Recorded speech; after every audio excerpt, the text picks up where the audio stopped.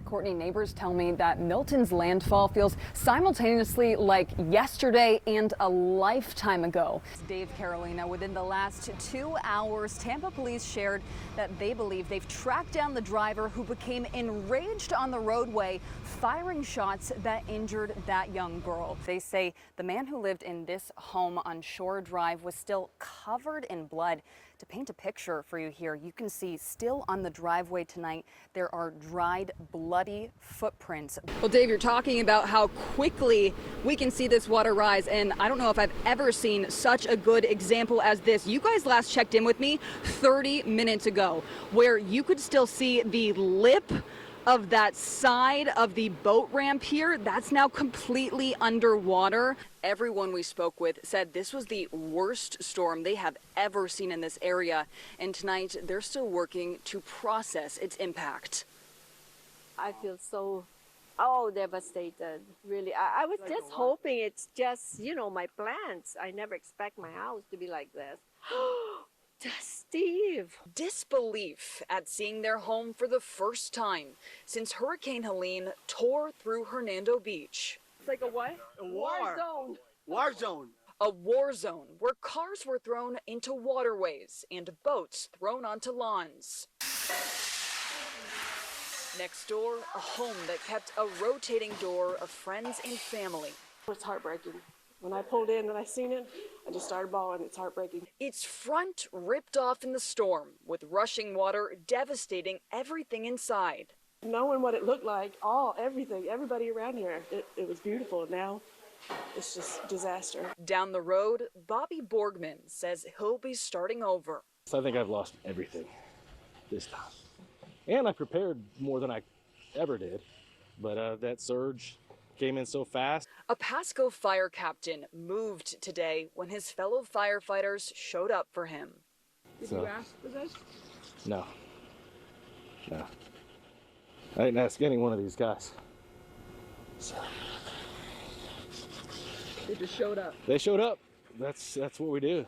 As the life he's built dries out on the front lawn, he's already thinking about how he'll pay this help forward. I put something out, I need help, but we're almost done getting everything out and rinsed off. So once we're done, we'll help everybody. And the definition of a public servant, Pasco County Fire Captain Bobby Borgman. I was blown away by his perspective, even amid everything he was going through. Immediately, he was already thinking about how he could help others. Tonight, some tenants with disabilities tell us they have been trapped for the last 11 days with no end in sight. 10 Tampa Bay's Dineen has been digging into this story for days now and found this isn't the first time there's been an issue. People who live here at Burlington Post tell me the elevator's been out of order several times since the building opened up in 2018, but never for this long. The building management company tells me that it's a complex issue related to either the elevator's motor or brake system. But in the meantime, some people who live here are trapped. I can't go out. I can't go downstairs. I can't go to doctor's appointments. Relying on a wheelchair and living on the 4th floor, Charlotte McKinney hasn't left her apartment since the elevator went out of service 11 days ago. Very stuck. After several missed doctor's appointments, she says she may now be forced to reschedule a surgery. I need it real bad. Real bad. They may not seem like an emergency, but it is an emergency. Many members of the 55 and older community sharing with us how they're struggling with this situation. It's been a nightmare. I try not to have to go up and down the stairs. I'll go upstairs, I stay upstairs. The building management company, Royal American, tells us in a statement, our community management team remains accessible to address any concerns or provide further assistance to residents. And guess what time they knock off work? 5 o'clock. According to these reports we obtained through the Department of Business and Professional Regulation, the elevator failed inspection twice last year, and its license has been expired for 16 months, leaving these tenants feeling their safety and well-being isn't being made a priority. Is there nobody else that cares for our elders, including myself? I mean, we are somebody, We are somebody. It's 5 of us out here, and we got a voice, and they're not doing the job. Hannah, you learned St. Pete Code Enforcement was on site there today. Are they taking any action at all at this point? And Dave, hours ago, the city sent me this violation notice, which they served to Burlington Post earlier today. It says they found the building to be in violation of the city code, which requires them to keep their building in safe working condition. It says they now have until the end of the month to get that elevator working, at which point they can decide whether to fine the building up to $250 a day. It's all made by hand. Everything you see here.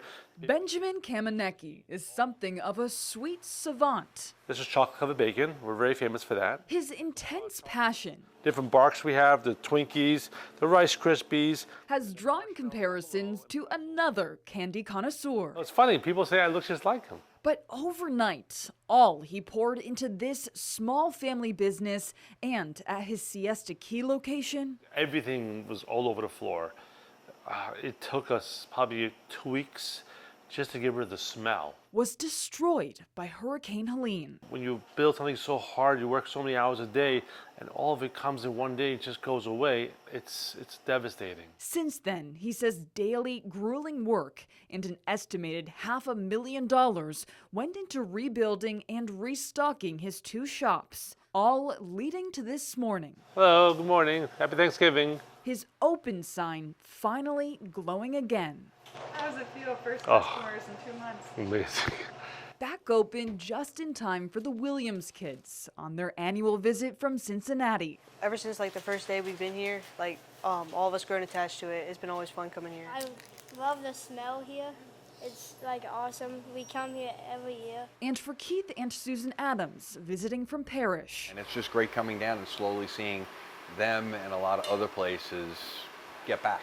Getting back to doing what only Candymen can. Who can make a sunrise? Hannah Dineen, 10 Tampa Bay.